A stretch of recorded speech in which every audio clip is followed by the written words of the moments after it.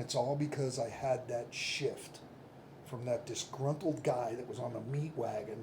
South Florida is like St. Pete's waiting room. Every person and their brother that wants to retire that's ancient comes down there to die. You know, it just, so you're going to run a lot of medical calls. Our rescue truck is an abusive position. You'll run the wheels off it, man. And one of the trucks we were on, we had a cooler on it. You bring your food with you, throw it in the cooler. You wouldn't see the station but maybe twice during the shift. You're going to the bathroom at gas stations and people's homes that you're going to, you know, because it's just crazy. And that led for a lot of sleeplessness and whatnot. So that was a period of time that was kind of dark for me. But the rest of it, it's been phenomenal. How did you pull yourself out of that shift? We definitely have people that you can see the burnout start happening, right? Yeah. Where the medical calls or the lift assist, things like that, they need some sort of carrot at the end of the road to get, and the fires aren't coming. And you see it in their eyes. They never are, bro. There's never enough. I don't care how many you got. There's never enough. You see it in their eyes where they're just done. Yeah. How do you shift that sort of mindset to where you're not this burnt out, disgruntled guy that's 15, 20 years in and over it, and spreading that to the young membership? So it's not an easy answer. So tomorrow we're going to discuss about neurotransmitters. So imagine there's these circles and they're in line and they're the neurotransmitters. And the neurotransmitters control everything from behaviors to appetite, autonomic, nervous system. It controls everything. The neurotransmitters fire everything. They control the body. Between each neurotransmitter, there's a space. In that space is chemicals. Those chemicals cause the reaction that allow the transmitters to talk to each other, that get the body to engage through the brain. It's almost like a gas engine, right? The neurotransmitters are the pistons, the chemicals is the gas and the fuel, and it creates a combustion and it moves the car forward. You know, Okay. That's kind of the way that is. Well, what happens when you get to that point, that hypervigilance, or you've created such that neural pathway that you've developed in your brain, that reaction is so deep and ingrained, that default, that it's just been going on for so long. It started as behavior, and it's gone from a behavior to a default. That means that neural pathway in your brain, it follows. When I'll show what those neural pathways look like and what neurogenesis looks like and all this other stuff tomorrow. But that's why it's not an easy one to solve, because it's not just as simple as take 2 weeks vacation, come back, and you're freaking re-energized. You wait too long, damage is done. You know, you quit drinking and you started to get a fatty liver. That liver will regenerate itself, but it's going to take a lot of time afterwards. You know, sometimes you quit smoking, you can feel better, but that struggle to come back, it's a struggle. Yeah. You know, and this is no different. So this requires, one, you have to be attentive to the software, which means you got to go seek professional help. I didn't fix this on my own. This was psychologist. After I was with the psychologist for so long, he died of old age. Okay, and I got a new one now. And prior to that first guy, I had a woman who name was Dawn something or other. Anyways, you get to be my age, you forget a lot of shit. I'm lucky I can remember their first name. So these people help me to establish goals and allow me to recognize things psychologically. For example, I have a very martial way of thinking. What that means is at work, I prepare for the worst, hope for the best, right? That's what we do, man. At home, I do the same shit. Yep. I do the same stuff with my kids. I do the same stuff with my wife when we're going out. Okay, if this happens in traffic, I'm going to have my weapon right here, and I find myself practicing this shit. It's impossible. You're never going to be prepared for everything. Right. It doesn't mean you just go walking around like Mickey Mouse, you know. It means that you're aware that you have this way of thinking that creates a lot of negative aspects and it depletes those chemicals between the neurotransmitters. Yeah. it develops a neural pathway that's very difficult for you to get over. My kids hate the color red because they used to have to wear red every time we take them out to a crowded event. Because red is the easiest color to spot in a crowd, and I'll be damned if somebody's going to hijack my kids and find them dead in my zone, wrapped in wire.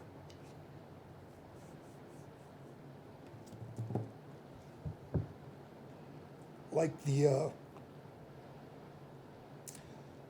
little girl that we found in our zone, 4 years old, sexually assaulted and wrapped in wire, dead in a ditch, bro. Yeah. And that's the kind of shit that I would think about. That's not normal. Right. It's not necessary, and if we don't catch that and put it in check.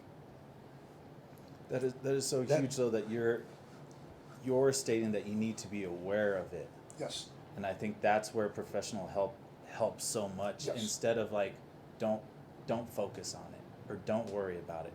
Yeah. You can't. Just ignore that little dragon. Yeah, exactly. You can't. Yeah. You no. can't. That image is still burned in your head right now when you talk That's right. about it. And it's like you need to be aware of everything and that where I comes go with to that. when I explain this, where I went to right then was I picture my kids in that ditch. Yep. That's I created that. I took somebody else's trauma and I made it mine. Yeah. That's not okay. Right. And then I allow that trauma to run my life. That's a problem, man. Mm-hmm. That's vicarious trauma. Yeah. And those are some of the things that's uncovered when you go through the layers of PTSD. Because there's layers. It's not just you got PTSD, that's it. No. There are some that are complex, very complex, and others that not quite so bad. Maybe it's just an anxiety disorder right now, But so that older guy, there's a lot to answer that question. Is it fixable? Yes, But when I went through my issues, listen, man, I'll be honest with you. I would have become a statistic before I would have reached out and asked somebody for help or told them the truth. I'd have been on the back of some T-shirt with probably some dumbass that I couldn't stand about our fallen brothers, Uh-huh. and on the back of a guy who I really never cared for, but just had to work with, Yeah.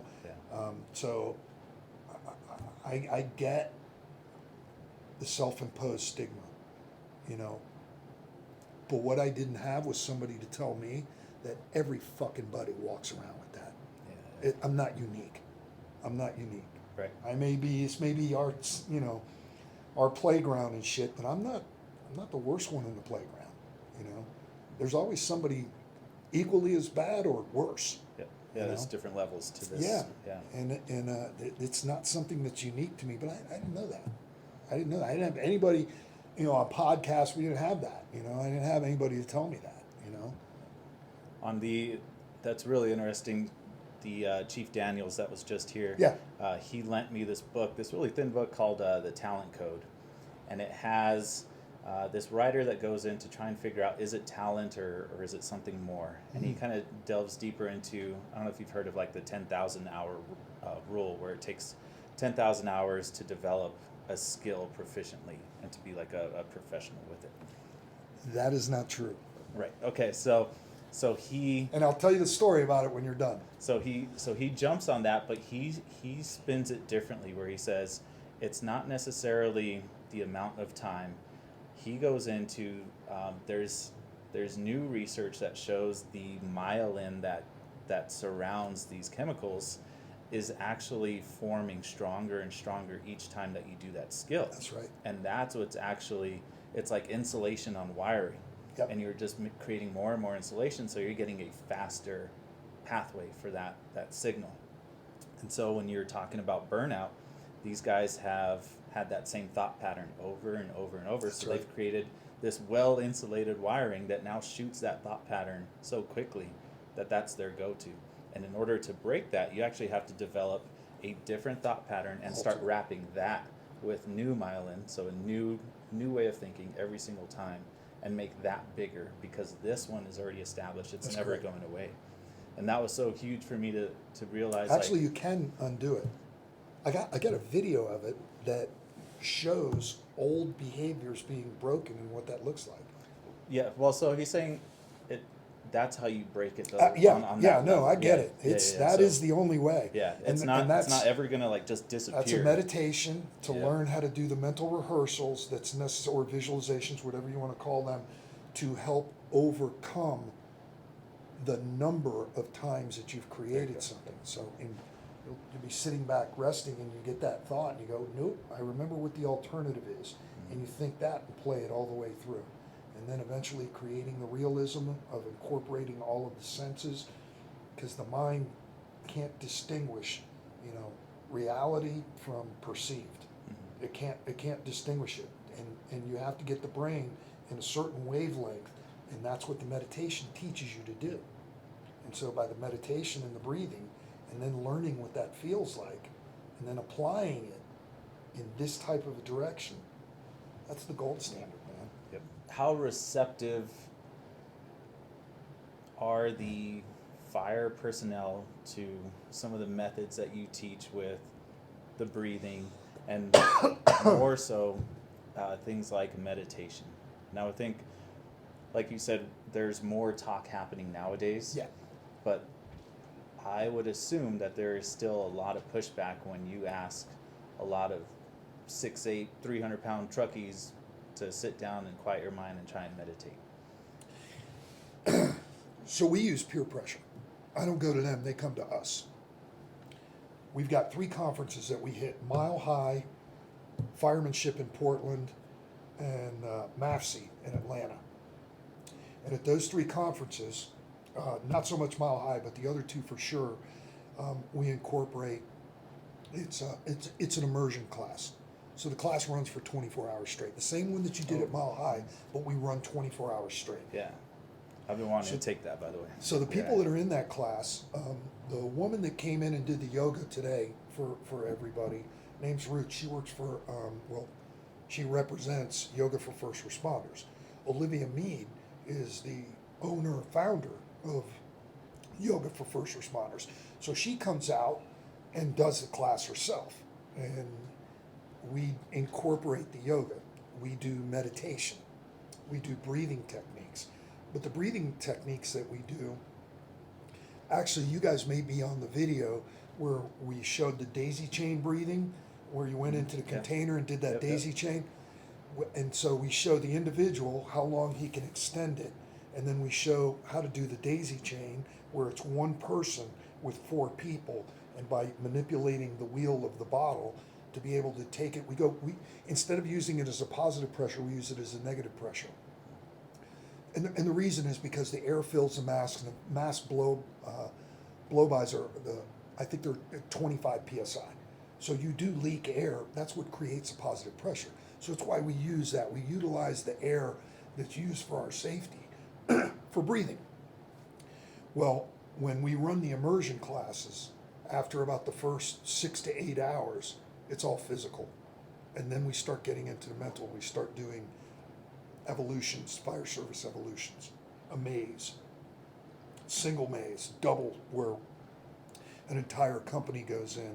And then when they run low on air, I mean, you're hitting the tire until the instructor's tired, and you're on air. And so when that vibro alert or your bell or your whistle goes off and you're on low air, you're tired. You've been under some severe duress. And so we take you to an area of safe refuge and you practice the breathing technique along with the wheel technique. You capture breath, which means you're short of breath. You're breathing, so you try to catch your breath, and then you start incorporating the breathing technique that we teach you. And in there, we clock you in. We've got it down to, we know if you're somewhere below 22, 23 psi per minute, that you're going to extend beyond 60 minutes on 1,000 psi. We got some guys that are efficient and effective at 15 to 18 psi per minute, and they're going for 82 minutes, 70 to 82 minutes.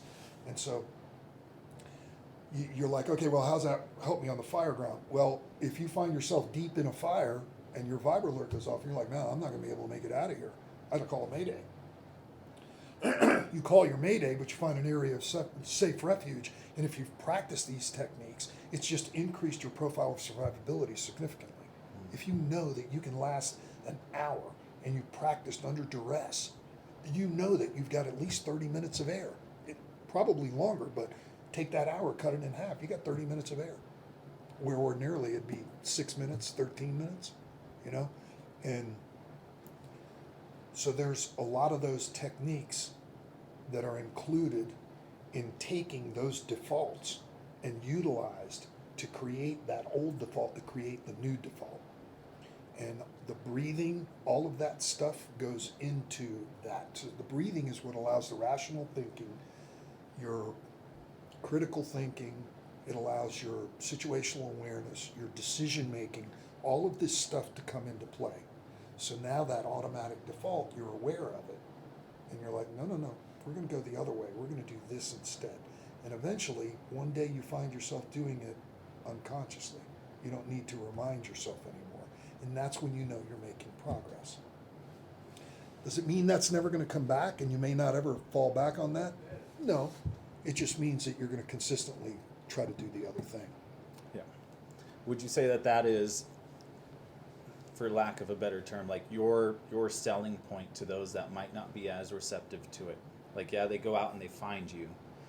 For me, I think part of what really sold me on it is it works. Yeah. Right? So at the end of the training, you're like, yep, my bottle lasted an hour and 20 minutes after Vibralert when I was tired. And I did calm down. And like, I was able to just chill and hang out. Maybe this guy's right. Maybe there's something to this. Maybe I'll start looking into the other things. That's called pragmatism. You know, There you we're go. pragmatic individuals. Look, if I understand how and why something works, I'm in. If I'm like, okay, yeah, no, I understand the value of that. All right, looks a little goofy. I'll wear that tinfoil hat. Yeah, because I've seen it work. You know, and so, yeah, man, that's it. And so from that point forward, it's all about peer pressure, because now these guys are going back, and they're showing the results, and they're doing it. And that person that might have scoffed at it, that big ass truckie, right? I don't know why you picked the truck guy. I'm a ex-truckie, so I feel like I could pick on them a little bit. So, but that guy's going to watch, and eventually, if they're really into the job and really into becoming better and performance, they're going to pick up on it. You know, we don't have to sell it. We just show it; it sells itself. You know, Yeah. But it's the application. You know, how do you apply it? Once guys get it, they're like, "I'm in. There it is. I know what you're doing." Yeah. Are departments where they need to be in preparing firefighters for successful mental health throughout their careers? And if not, what are some changes that could take place? So I thought about that, and I wrote out, you know, all these answers and stuff, and it's true, because neuroscience, you know, we were talking at the meeting earlier today about the way firemen used to be and the way that firemen are now, and that we treat them differently. And back when I got hired, it was just suck it up, you know. Oh, are your poor little feelings hurt? You know, they're hiring at the grocery store down the street. Maybe you could get a job there. Maybe this isn't for you, Yeah. you know. But what we didn't understand, or what we failed to look at, is typically those guys that are the alleged hard asses, when they retire, it's a pretty miserable existence. Not for all of them, but for a majority of them. There's alcohol, you know, there's, you know, reliving the past over and over. It's like they somewhere confused their career track as their purpose. That's not the same thing. Mm-hmm. That's not the same thing. A purpose is service or servant leadership. That is your purpose, and you carry that with you for the rest of your life. How you apply it is different. Your career may change, okay? Your purpose never does. It's just the direction changes. Now you're going to apply that somewhere else. We didn't know, number one, we never knew what happened to those guys. We'd hear through the ranks, oh yeah, he ended up dying of a heart attack or cancer or whatever, you know. But we didn't know what neuroscience has been exposing us to. Neuroscience has been expressing and showing what's going on through gene expression, through epigenetics, through the neural pathways and neurogenesis. There's a lot of stuff that neuroscience has opened up that has shown where maladaptive behaviors take us and how the physical changes occur in the brain, you know? those physical changes affect the hormonal release. The hormones are the strongest chemicals that the body has. And if those hormones lie on one side of the nervous system versus the other, they can have a devastating long-term effect. The sympathetic nervous system was designed for survival, not for constant use. You know, that's like driving your car, and every time before you shift it, you bury it into the red line and leave it there for a second before you shift it, and then don't shift again until you're redlined again. You know, eventually, things are going to break down. There was some other stuff in here that, and what I wrote was that, you know, these maladaptive behaviors and things like impulse control and stuff like that, there are things that happen now, such as, you know, neuroscience has shown those things and the damage is done, but it's also proven what meditation can do, what breathing can do, what breath work can do, what mental rehearsals can do, how EMDR is effective, how biofeedback, neurofeedback, neurostimulation, microdosing, you know, ketamine treatment, just a plethora of treatments that will help men get past this damaged state that they're in. The guy that we were talking about, the older fireman, that how do you get him back on track? Mm-hmm. If they're not open to understanding, number one, if they can't admit that they're the problem, there is no solution, period. We're done right there. Yeah. If they suspect that there's a problem and they would be willing to look into getting some help to be able to get some of these things that I mentioned done, they'd be astounded at the changes that could come over their lives. They would be astounded at the joy that they would regain. Somewhere along their career track, somebody dulled their shine, you know, and now it's time to get it back. Because when you retire, if that's what you're carrying into retirement, I'm gonna tell you right now, the result is predictable and avoidable. It's not something that needs to happen. And it wasn't worth it, right? You put 20, 25, 30 years in, and at the end of the day, there's no shine, like you said. That's right. And it's not necessarily their fault. No. We just know more now, scientifically. We have, man, it's been 15 years. Neuroscience has just taken off like gangbusters. And it's opened these doors, and it's, you know what it's like? We would go into fires and we'd say, close that window or close that door when you come. We would control the flow path. Well, UL, you know, finally comes back with these tests and said, yeah, you know, we got to control these flow paths. So we've taken what was once anecdotal and we just knew as kind of like intrinsic logic, you know, that's what you did. Now science has vetted it and said, yeah, that's just legit. Yep. You got to be doing that, you know. That's what neuroscience is doing now for these other things. We're almost set up for all of the things that you listed, for those to be negatively affected just off of our sleep patterns alone. Oh, God. Right? Yes. I mean, everything that you listed is like, yes. Yep, interrupted sleep multiple times throughout our shift, yeah. and wildly interrupted with these loud alarms, and now you got to go, affects all of those things in a negative way. And like, yeah. What are you doing in a positive way to try and reinforce those and build those back up? That's right. Because if not, yeah, impulse control is one of the biggest things. Lack of sleep, impulse control goes out the window. Right out the window. Yeah. You know what I'm going to do? Anything that makes me feel better because I'm miserable right now.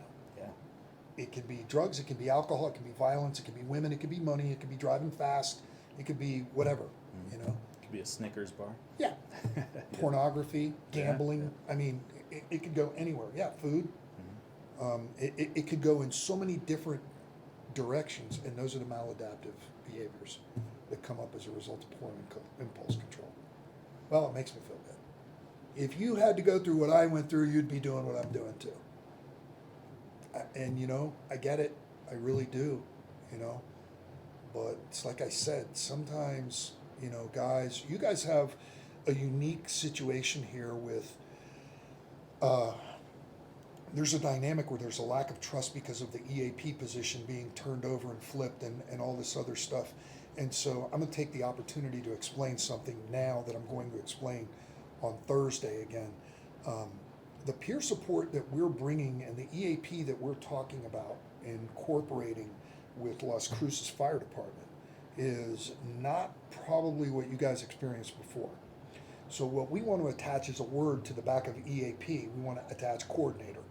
So will that person be able to see people? Yes, but he's the coordinator. He's the person between the clinicians, the other clinicians on there, and being able to hook you up with the right one.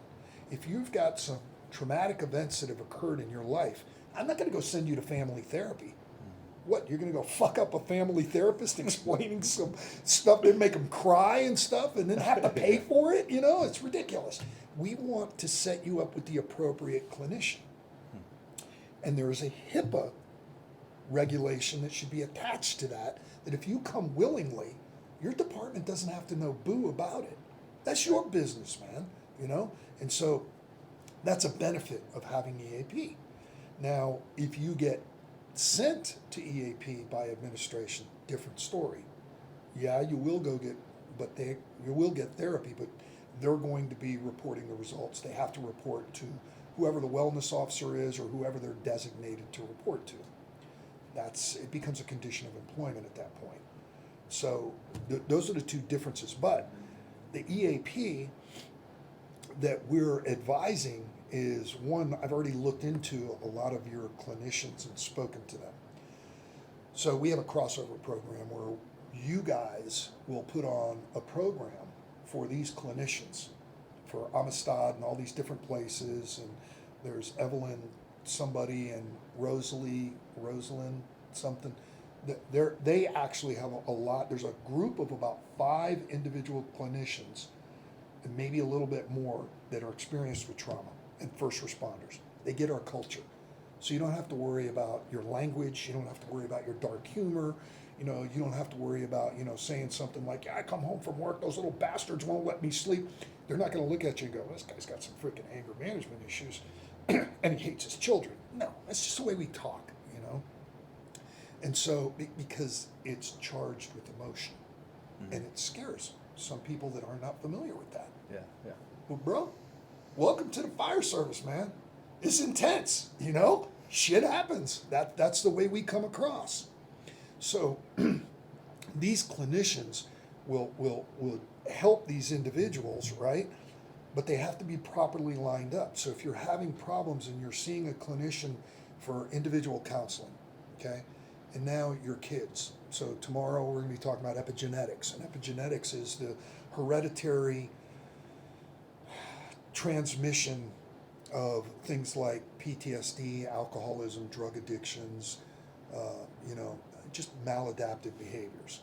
They're predisposed to that. That's called epigenetics. Neuroscience has unlocked that key and shown how that works, And so now you want to get family counseling, you guys have, here it is here. You guys have, I'll tell you who it is right now. It's A New Hope Therapy. They see children and they have counselors for that, but do they get our culture? No, they ain't. But there she is, Robin and Evelyn. These two here at the top. So they are familiar with our culture. The others aren't. So what I did was, back in June, we were supposed to be here in the beginning of August, and I got sick. I got that virus thing, which, the worst part about that virus was isolating myself for 10 days. It was freaking crazy. So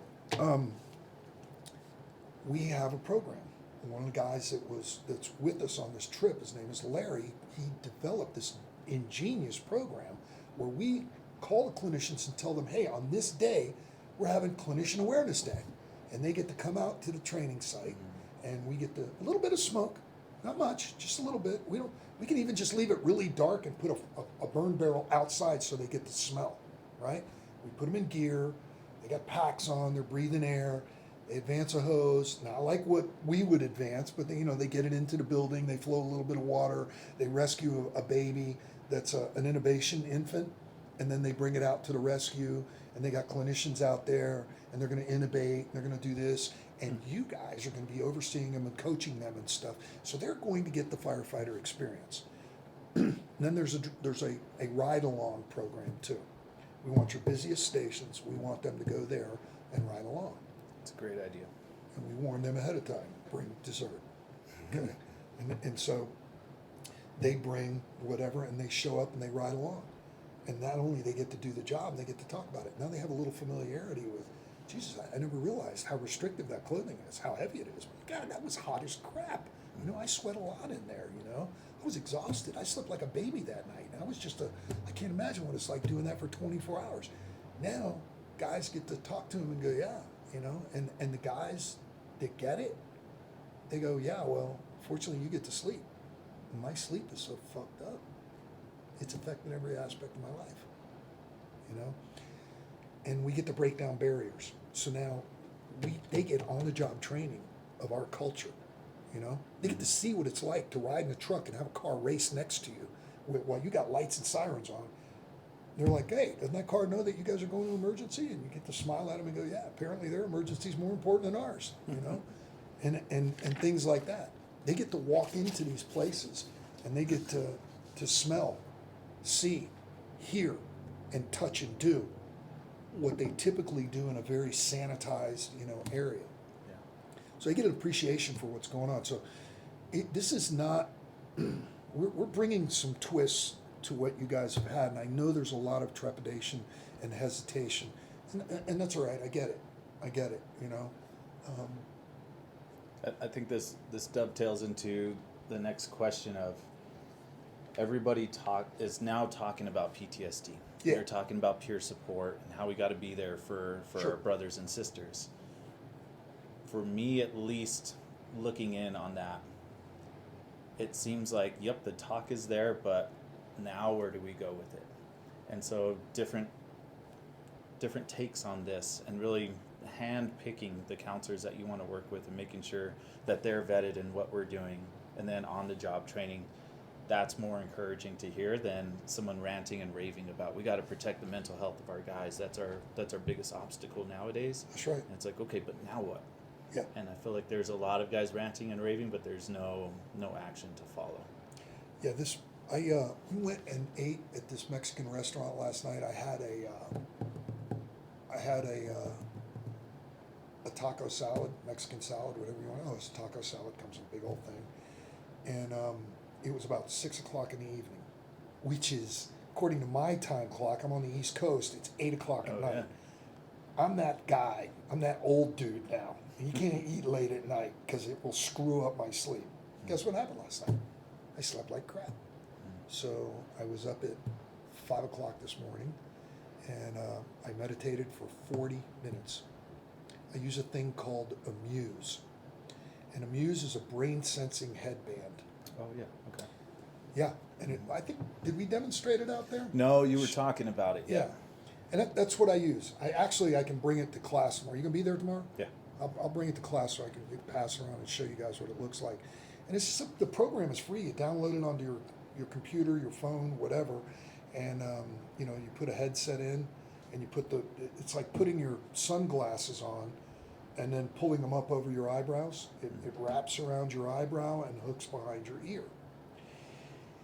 And I think what it does is it senses the beta wave and the alpha wave, and what it does, it uses audible cues. So mine was set to the ocean, and when I focused on my breathing and was very focused, the ocean's very, very quiet, and it's little ripples on the shore, and you can hear the seagulls, right? Mm. But as my mind starts to drift, the human brain has 54 to 56,000 random thoughts a day. That's pretty significant. So it'll come up while I'm meditating, and the ocean gets louder. It's an auditory cue to refocus again. That is a mental repetition. Yeah. You're training your brain to fall in line with a certain brain wave, so that when I did my second 20-minute meditation, it was about today's classes and what we were doing, and I played them through my head. It was a mental repetition, very much like, what's the name of that swimmer that won all those gold medals the last couple of Olympics, the young guy? Phelps? Michael Phelps. He will do mental rehearsals and visualizations for an hour before each swim. And he does variations of them with goggles with water in them, with his eyes closed. He's learned how to swim. He actually won a gold medal and broke a world record with his eyes closed because his goggles flipped and he couldn't clear the water out of it, so he closes. But he had practiced that way in training. So he knew exactly how many strokes. It's an Olympic swimming pool, and he just freaking ate it up because he was so super focused because he couldn't see. Yeah. And so I practiced for the last 20 minutes on my class because I knew my sleep was like crap. And if I didn't do that, I wouldn't have been as effective as what I was today. You know, tonight I'll sleep good. I I'll hope be so. really effective in the morning. You know, and if not, I'll meditate, and it's going to work. Yeah. But those are my go-to things that I do too.